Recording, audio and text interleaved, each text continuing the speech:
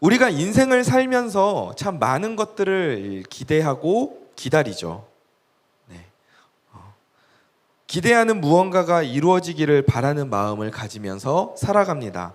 우리가 각자 소망하는 일들이 있고, 그리고 그 일들이 단순한 나의 소망의 차원을 넘어서 내 눈앞에 현실화되기를 우리는 바라면서 살고 있진 않습니까? 제가 만나왔던 많은 사람들 중에 매우 강력한 기다림을 가졌던 사람들이 있었습니다. 그 사람들은 바로 전역하는 날을 기다리던 군인 형제들이었습니다. 그들은 정말로 그 전역하는 날을 진짜 주님 오시는 날로 어쩌면 그 이상일지도 모르겠어요. 정말 간절히 소망하면서 기다리는데, 하루는 이제 저희 사무실에 이제 제 컴퓨터가 있고 저랑 같이 일하는 이제 친구의 형제의 컴퓨터가 있으니까 제 컴퓨터를 일하다가 뭐가 잘 안 되더라고요. 그래서 한번 제 컴퓨터를 해볼까? 그래서 군종병 컴퓨터를 열어봤어요. 제가 평소에는 잘 이렇게 안 열어보는데 이렇게 열어봤더니 바탕화면에 웬 엑셀 파일이 하나 있는 거예요. 근데 그 엑셀 파일 파일명이 뭐냐 하면 D-Day야, D-Day. 그래서 이게 뭐지? 무슨 D-Day지? 그래서 열어봤어요. 열어봤더니 교회에 나오는 많은 형제들의 이름이 써 있고, 그리고 입대일이 써 있더라고요. 그리고 전역하는 날이 써 있더라고. 그리고 전역하는 날까지 D-500, 400, 300, 200, 100, 50, 10, 그리고 전역일, 그리고 군 생활을 몇 % 했는지까지가 다 기록되어 있는 파일이었어요. 그러니까 이 모든 것이 입대하는 날만 입력하면 다 계산되도록 그 수식을 짜놓은 거야. 엑셀 파일로. 저는 그 파일을 보면서 우리 군인 형제들의 이 소망, 이 전역일을 향한 간절한 그 소망, 그 순수한 열망, 이것을 제가 이렇게 봤어요. 아마 또 우리 전역한 형제들은 또 얼마 전에 갓 전역한 우리 또 따끈따끈한 또 이렇게 사회에 진출한 형제들도 있지 않습니까? 네. 경석이도 혹시 그 파일을 썼나요? 그 파일을 안 썼어요. 하지만 썼을지도 몰라요. 지금 우리한테 안 썼다고 이야기하지만 또 아니면 자신도 모르게 군종병 컴퓨터에 또 이렇게 저장이 되어 있을지도 모릅니다. 어찌됐건 또 전 세계가 지금 소망하면서 기다리는 게 있어요. 뭘 소망하며 기다리죠? 그쵸. 코로나19의 종식을 기다리고 있어요. 전 세계가 이 일을 소망하면서 백신 개발과 치료제 개발에 뛰어들고 있습니다. 우리도 빨리 코로나가 종식돼서 이전의 삶이 회복되고 또 우리들도 함께 모여서 예배하고 교제하는 때가 하루빨리 오기를 바라는 마음입니다. 그날이 속히 오게 되기를 소망합니다. 또 무엇을 우리는 기다릴까요? 아마 한 해를 시작하면서 우리 모두가 각자 가지고 있는 계획과 소망들이 또 있을 겁니다. 올 한 해에는 내가 무엇을 이루고 싶다. 올 한 해의 목표는 이것이다. 그리고 그것이 이루어지기를 바라면서 기다리고 우리는 기대합니다. 또 이게 연초기 때문에 더 그런 계획들이 또 강하게 딱 명확하게 세워지기도 하죠. 그런데 이렇게 기다리는 시간, 무언가 이루어지기를 바라지만 그 이루어지지 않는 상황, 그러니까 기다리는 상황이죠. 이 기다리고 있는 그 시간은 우리에게 있어서 그렇게 즐거운 시간은 아니에요. 그렇죠? 그 기다림의 시간이 너무 즐거워서 너무 뭐 어쩔 줄 모르는 혹시 지체들 있습니까? 내가 원하는 게 이루어지지 않아. 근데 그 소망이 이루어지기까지 기다리고 있는데 그 기다림의 시간이 너무 즐거워. 행복해. 더 기다렸으면 좋겠어. 영원히. 그런 분들은 없잖아요. 그런 지체들은 없어요. 이 기다림이 빨리 끝나고 우리가 원하는 바가 빨리 이루어지기를 바란단 말이죠. 그런데 하나님께서는 때로 이 기다림의 시간, 우리가 결코 즐겁지 않고 유쾌하지 않은 이 기다림의 시간을 우리에게 의도적으로 허락하실 때가 있어요. 심지어 그 기간이 짧지 않고 길 때도 있어요. 대체 왜 하나님께서는 우리에게 이런 기다림을 허락하실까? 우리가 간절히 기다리는 모습을 보면서 하나님께서 즐거워하시는 것도 아닐 거잖아요. 쟤 기다리는 거 봐. 막 이러시진 않을 거잖아요. 우리 하나님 그런 하나님은 아니라는 걸 우리 너무 잘 알잖아요. 근데 왜 하나님은 우리를 기다리게 하실까? 그리고 우리는 또 언제까지 기다려야 될까? 오늘 말씀 속에서 우리가 함께 또 새해 연초에 우리의 소망에 대해서 또 생각해 보면서 이 기다림에 대해서 함께 고민해 보도록 하겠습니다. 성경을 보면 인생에서 소망하는 일들이 이루어지기까지 수년에서 수십 년을 기다려야 했던 사람이 여러 등장해요. 근데 오늘은 제가 대표적으로 모세 딱 한 명만 좀 다뤄봤으면 좋겠어요. 모세는 우리가 그 출생의 비밀에 대해서 너무 이제 많이들 잘 알고 있잖아요. 모세는 어릴 때 이집트 왕궁에 입양됐어요. 그죠?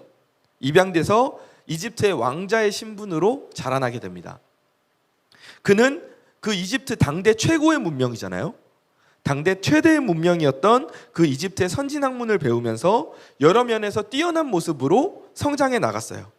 근데 모세는 이 이집트 학문만 배웠던 게 아니었죠.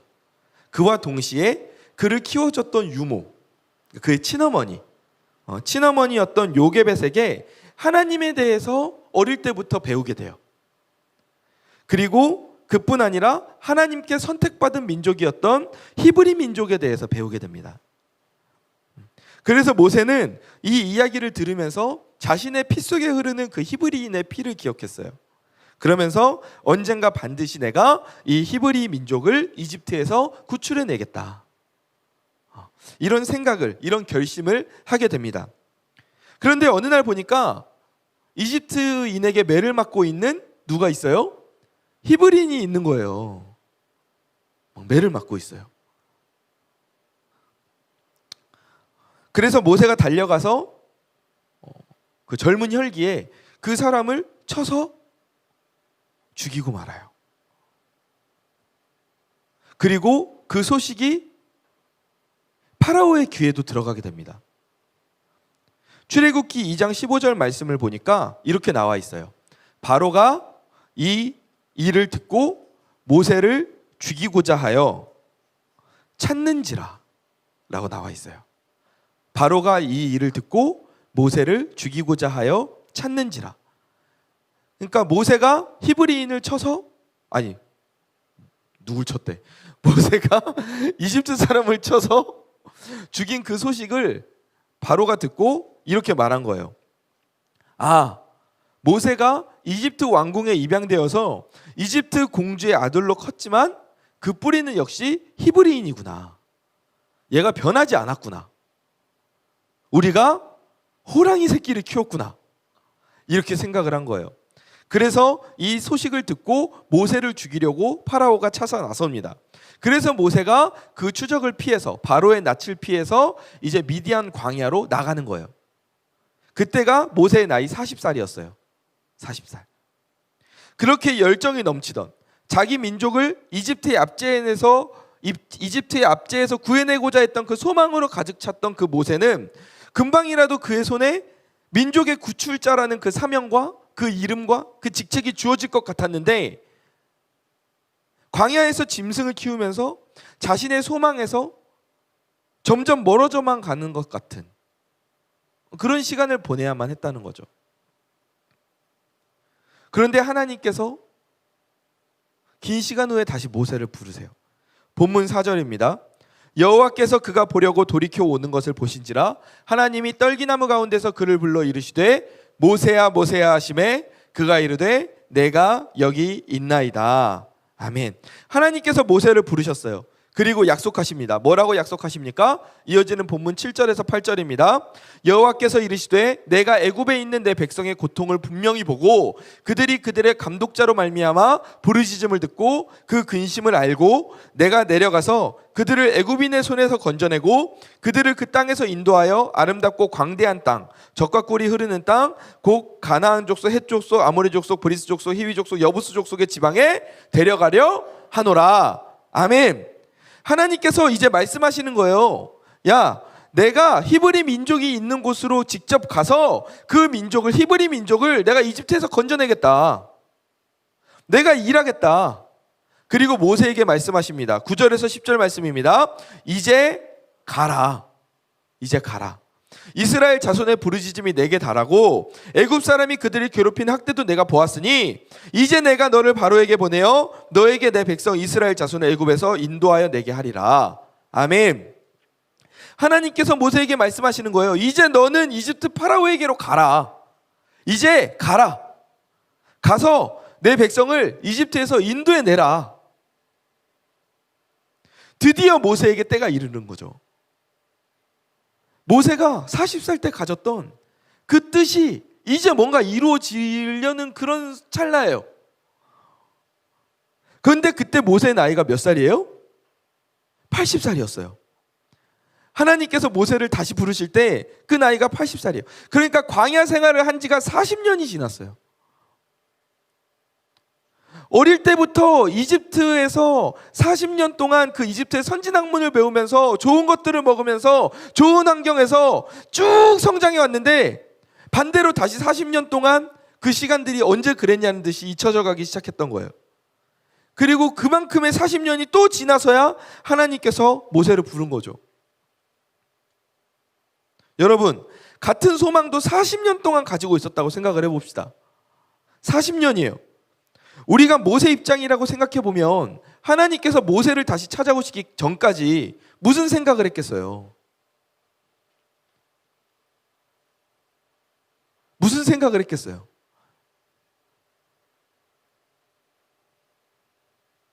우리야 이제 나중에 결과를 다 보니까 하나님이 80세에 어쨌건 부르셨네. 우리가 이걸 아니까 모세도 이렇게 기다렸겠지 이렇게 생각을 할 수 있는데, 만약에 우리가 모세 입장이었으면 이 기다림이 결코 순탄하지는 않았을 것 같아요. 내가 민족의 지도자로서 뭔가 할 수 있었을 것 같았는데 지금 나는 현실은 그것과 너무 거리가 먼 지금 미디안 광야에 나와 있는 거야. 40년 동안 양을 치면서 살고 있어요. 내가 힘이 넘쳤던 그 혈기왕성했던 40대 시간은 이제 다 지나가고 이제 나이가 들고 이제 흰머리가 나기 시작하는 이제 80세가 됐어요. 그때쯤 됐으면 40년간 기다리면서 하나님이 좀 이렇게 좀 그게 아니었나 보다. 나는 좀 그게 아니었나 봐. 어쩌면 그렇게 실망하고 어쩌면 포기하고 내려놓고 있었을 수도 있어요. 그런데 모세가 이후에 그 모든 시간을 보내고 나서 신명기 8장 16절에서 고백을 하는데 우리가 거기에서 모세의 마음과 모세의 고백을 확인해 볼 수가 있어요. 우리 신명기 8장 16절 말씀 같이 한번 읽어봅시다. 시작. 내 조상들도 이는 다 너를 낮추시며 너를 시험하사 마침내 내게 복을 주려 하심이었으니라. 아멘.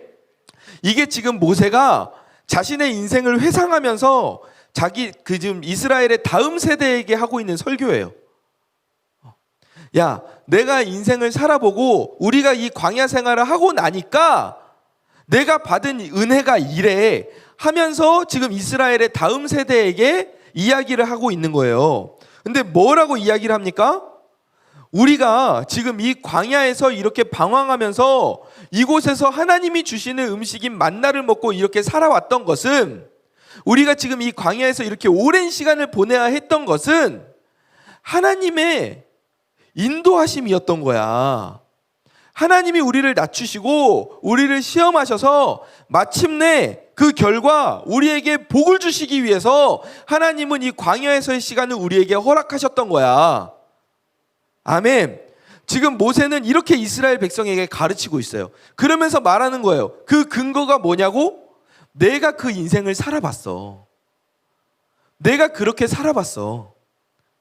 내가 광야에서 40년 동안 이집트를 떠나서 살면서 내가 짐승을 치면서 그렇게 살았었는데 나는 그 동안에 내가 하나님께 잊혀지진 않았을까? 내가 하나님께 버림받진 않았을까? 그렇게 고민하고 걱정하고 나중에는 그 고민조차 철저히 서서히 사라져갈 때, 내 기억에서 잊혀져 갈 때, 그때 하나님이 나를 부르셔서 말씀하셨어. 내가 이스라엘 민족의 그 압제와 그들의 부르짖음을 내가 듣고 있었다. 그러니까 하나님은 지금 우리를 이 광야 가운데에서 인도하시지만, 우리를 기다리게 하시지만, 그게 하나님이 우리를 버리신 게 아니야. 하나님이 우리를 잊어버리신 게 아니야. 하나님이 우리에게 가장 좋은 것을 주시기 위해서, 마침내 너희에게 복을 주시기 위해서 하나님은 지금 우리를 이 길로 인도하셨던 거야. 그 증거가 뭐냐고? 내가 살아왔던 인생이 그랬어. 지금 모세가 그렇게 고백을 하는 거예요. 하나님이 나를 낮추셨고 40년간 나를 부르지도 않으셨고 찾지도 않으셨던 그 하나님, 하지만 그 인생에도 마침내가 오더라. 마침내 내게 복을 주기 위해서 부르시는 그 하나님의 때가 오더라. 그 하나님에 대해서 고백하시는 거예요. 당신의 자녀들과 동역자들을 그 기다림이라는 것을 도구 삼아서 훈련시키시는 하나님에 대해서 고백하는 거예요. 그러니까 모세는 그 기다림 속에서 그냥 호송세월하는 것처럼 느껴졌는데, 하나님은 그 기다림 속에서 나중에 보니까 오히려 놀라운 일을 행하고 계셨던 거예요. 그러니까 너희도 그것을, 이 기다림의 시간을 호송세월하지 말아라. 이 기다림의 시간을 호송세월하지 말아라. 이 시간에도 지금 하나님은 일하고 계신다. 모세가 지금 그것을 다음 세대에게 설교하는 거예요. 하나님이 일하고 계셨구나. 나는 하나님께 잊혀진 게 아니었구나. 하나님이 나를 버리거나 포기하신 게 아니었구나. 그래서 모세가 이스라엘을 끝까지 독려하잖아요. 야, 포기하지 마라. 두려워하지 마라. 하나님이 우리와 지금 함께 하신다. 하나님이 살아서 우리를 지켜보고 계신다. 내가 체험했던 하나님은 우리를 결코 외면하시는 하나님이 아니야. 우리를 기다리게 하신다면 하나님은 분명히 이유가 있어. 하나님은 모세의 40년 동안 그의 인생을 빚으셨어요. 그리고 가장 선한 때를 기다리고 계셨어요. 모세가 그 사실을 깨닫고 지금 우리에게, 이스라엘 민족들에게 자신의 고백을 하고 있는 거예요. 이 모세의 하나님이 바로 오늘 우리의 하나님이 되시는 줄 믿습니다. 우리도 이런 하나님의 마음을 깨달아 알기를 원해요. 은행에 1년짜리 적금을 들어놓고 그 다음날 은행에 가서 1년치 이자 주세요라고 독촉하는 사람이 있다면 안 되겠죠. 네, 청원경찰이 올 겁니다. 그런데 때가 될 때까지 기다려야 되잖아요. 네, 하나님의 이 기다림은 이런 차원의 기다림을 뛰어넘어요. 때가 될 때까지 기다리는 그 기다림을 뛰어넘어서 그냥 무의미한 기다림이 아니에요. 하나님의 기다림은 그 만기일이 올 때까지 하나님의 약속을 누리기에 합당한 사람으로 빚어져가는 특별한 훈련의 기간이에요. 이게 하나님께서 우리를 하나님의 약속이 성취되기까지 기다리게 하시는 이유예요. 우리에게 더 큰 깨달음을 주시기 위해서, 우리에게 더 큰 은혜를 주시기 위해서, 우리가 하나님과 더 가까워지게 하시기 위해서, 우리가 하나님을 더 잘 알게 하시기 위해서, 우리가 하나님을 더 깊이 만나게 하시기 위해서 하나님은 때로 우리를 기다리게 하신다는 거예요. 우리가 간절히 이루고 싶은 소망들이 있어요. 그 소망이 이루어지기를 바라면서 기도합니다. 하지만 우리만 그걸 기다리는 게 아니에요. 하나님께서도 우리에게 은혜를 베풀기 위해서 기다리고 계세요. 그 새해가 되면서 대민이가 요즘에 소방차를 굉장히 좋아해요. 그래서 소방차 장난감을 하나 샀습니다. 소리가 나는 소방차 장난감을 샀는데 이거를 언제 줄까 고민이 되더라고요. 근데 이걸 그냥 주고 싶지는 않은 거야. 왜냐하면 그냥 주면 이게 별로 큰 감동도 없을 것 같고 별로 이렇게 뭐 교훈이 없을 것 같아. 그냥 사달라고 하면 이렇게 나오는구나 이렇게 생각할 것 같은 거야. 그래서 그 때를 기다렸어요. 언제 줄까? 언제 줄까? 언제 줄까? 그러다가 결국 꽤 오랜 시간이 지나서 소파 한 구석에 옷으로 덮어놨다가 거의 한 일주일, 3, 4일 지나서야 대민이가 밥을 스스로 혼자 잘 먹었을 때 짜잔하면서 줬어요. 그러면서 야 이거 봐라 역시 뭐 이러면서 뭔가 교훈을 주고 싶었던 마음이었던 것 같아요. 근데 하나님은 이런 저의 단순한 그런 얕은 수준의 어떤 감동과 교훈을 주고 싶은 그 마음을 훨씬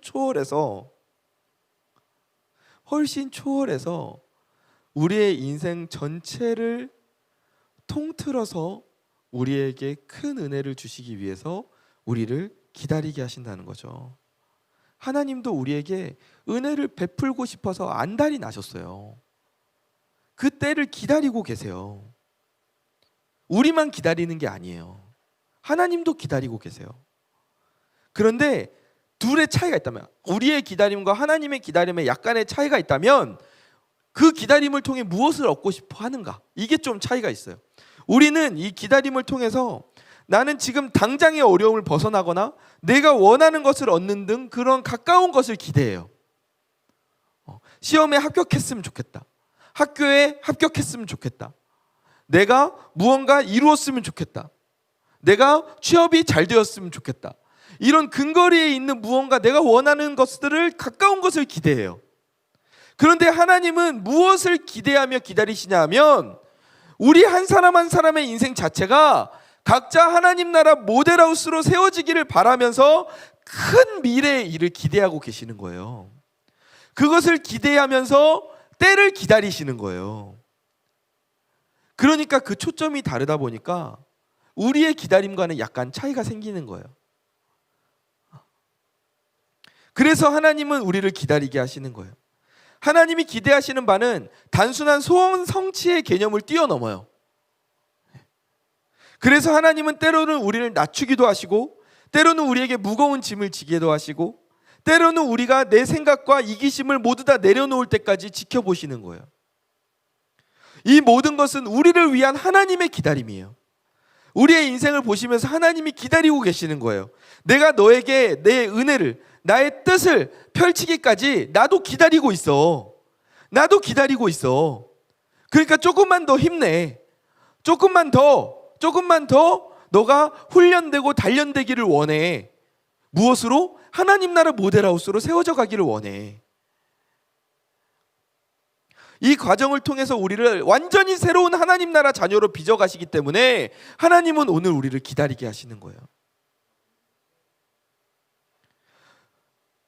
하지만 이 과정 가운데 우리가 절대 잊지 말아야 할 것이 있다면 하나님의 약속은 반드시 이루어진다는 거예요. 하나님은 결코 우리를 잊거나 버리지 않으세요. 우리가 기다리다 보면 다양한 감정들이 오갈 때가 있어요. 때로는 분노할 때도 있어요. 하나님 언제까지 기다려야 되는 거예요? 하나님 도대체 이게 뭐예요 이게? 때로는 포기할 때도 있어요. 됐어 그냥. 안 해. 때로는 낙담할 때도 있죠. 그래도 한 번 더 해볼까? 이런 마음이 들 때도 있죠. 다양한 감정이 오가요. 하지만 우리가 그 다양한 감정이 오가는 중에도 결코 변하지 않는 게 있다면 하나님께서 그 과정 가운데 우리를 잊거나 우리를 버리시지 않는다는 것. 하나님께서 우리를 향하신 그 성취하고자 하시는 약속, 우리를 하나님 나라 모델하우스로 세워가시고자 하는 그 하나님의 비전은 결코 변하지 않는다는 것. 이것은 변하지 않아요. 그렇기 때문에 우리가 설령 지금 우리의 소망이 당장 이루어지지 않고, 때로는 내가 너무 먼 길로 돌아가는 것 같고, 때로는 내가 낮은 자리에 내려가는 것 같고, 내가 두려움과 불안함 가운데 놓여 있을지라도 우리는 끝까지 기다리면서 우리는 이 시간을 지나갈 수가 있어요. 왜냐하면 하나님이 우리를 붙드시고 계시는 걸 우리가 알고 있으니까. 이 기다림의 끝에 하나님께서 우리를 하나님 나라 모델하우스로 분명히 세워주신다는 것을 우리가 알고 있으니까. 그래서 우리는 오늘도 하나님의 뜻을 구하면서 기대하면서 기다리면서 하루하루를 살 수 있는 거예요. 하나님 나라의 기다림은 괴로움이 아니에요. 하나님 나라의 기다림은 소망과 설레임이에요. 우리도 모세처럼, 수많은 성경 속 믿음의 선배들처럼 이 사실을 고백하는 저와 여러분이 되길 바랍니다. 한 해를 시작하면서 우리가 많은 소망이 있잖아요. 많은 기대가 있잖아요. 이루고자 하는 일들이 있잖아요. 그런데 그 일들이 이루어지기까지 우리가 기다려야 할 수도 있어요. 지금 당장 내 눈앞에 그 일들이 펼쳐지지 않을 수 있어요. 하지만 우리는 끝까지 포기하지 말고 하나님의 뜻 가운데 기도하며 나아가야 돼요. 하나님, 하나님의 선한 뜻대로 내 인생을 인도해 주세요. 나를 하나님 나라 모델하우스로 세워주세요. 하나님, 저는 제가 지금 당장 눈앞에 볼 수 있는 것은 너무 짧은 시간뿐이어서 하나님, 제가 원하고 소망하는 게 제 인생에 득이 안 될 수도 있어요. 하지만 하나님은 잘 아시잖아요. 그러니까 하나님, 제 소망을 들으시고 하나님의 선한 뜻대로 인도해 주세요. 하나님의 뜻을 알게 해주시고 그 뜻이 이루어질 때까지 내가 기다려야 된다면 하나님, 인내할 수 있는 마음을 나에게 주세요. 우리가 그렇게 한 해를 시작하면서 기도하는 우리들이 되길 원합니다. 말씀을 정리하겠습니다. 시편을 보면 수많은 시인들이 고백해요. 시편 6편에서 고백합니다. 나의 영혼도 매우 떨리나이다. 여호와여, 어느 때까지니까? 시편 13편의 고백입니까? 입니다. 여호와여, 어느 때까지니까? 나를 영원히 잊으시나이까? 주의 얼굴을 나에게서 어느 때까지 숨기시겠나이까? 시편 35편에서 이렇게 고백합니다. 주여, 어느 때까지 관망하시려 하나이까? 나의 영혼을 사자들에게서 건지소서. 시편 90편 말씀입니다. 여호와여, 돌아오소서. 언제까지니까? 주의 종들을 불쌍히 여기소서. 어쩌면 지금 우리가 이런 말들을 하나님께 하고 있지 않습니까? 하나님, 도대체 언제까지입니까? 제가 언제까지 기다려야 합니까? 하나님이 나를 정말 기억하고 계십니까? 그런데 그때 하나님께서 무엇을 하고 계시죠? 그냥 놀고 계십니까? 아니면 정말 우리를 잊으셨을까요? 아니면 우리가 괴로워하는 것을 즐기실까요? 아니에요. 이사야 30장 18절을 보니까 말씀이 이렇게 나와 있어요. 우리 같이 한번 이 말씀 읽어보도록 하겠습니다. 시작. 그러나 여호와께서 기다리시나니 이는 너희에게 은혜를 베풀려 하시며 일어나시리니 이는 너희를 긍휼히 여기려 하심이라. 대저 여호와는 정의의 하나님이심이라. 그들을 기다리는 자마다 복이 있도다. 아멘. 하나님께서도 기다리신대요. 무엇을 위해서 기다리십니까? 우리에게 은혜를 베풀기 위해서 기다리고 계십니다. 그 은혜는 단순한 우리의 소원 성취가 아닙니다. 우리가 하나님 나라 모델하우스로 빚어져가는 그 은혜를 우리에게 베풀어 주신다고 오늘 하나님 약속하세요. 그래서 하나님을 기다리는 자마다 복이 있는 겁니다. 여러분, 2021년이 시작됐습니다. 올 한 해도 여러분이 가지고 있는 소망과 계획이 많이 있을 거예요. 어쩌면 작년부터 그 이전부터 계속 이월돼 왔었던 소망도 있을지도 모릅니다. 우리가 그걸 놓고 올 한 해 열심히 기도하며 나아가길 원합니다. 그리고 동시에 하나님의 뜻을 구하기를 원합니다. 끝까지 하나님의 선하신 뜻을 붙잡으며 하나님 나라 모델하우스로 빚어져가는 이 기다림의 시간을 우리가 은혜로 받아들이는 저와 우리 대학부 지체들이 되기를 간절히 소망합니다. 그래서 이 기다림이 없는 시대에, 기다리지 못하는 시대에 우리가 하나님을 기다리며 하나님을 소망하며 나아가는, 하나님께 소망을 두며 나아가는 모세와 같은 그런 고백을 하는 자들이 되기를 간절히 소망합니다. 우리 옆에 있는 지체들에게 마지막으로 인사 나눌까요? 하나님께서 일하실 것입니다. 하나님께서 지금도 일하고 계십니다. 하나님께서 지금도 일하고 계십니다.